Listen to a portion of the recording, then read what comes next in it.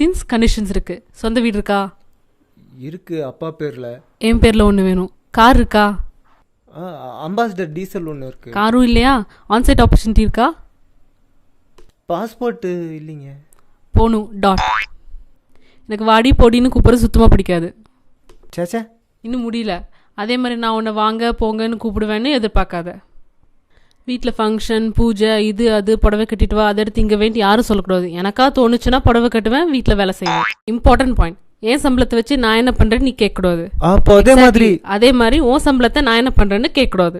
Yearly once foreign trip, monthly once picnic, weekly once shopping.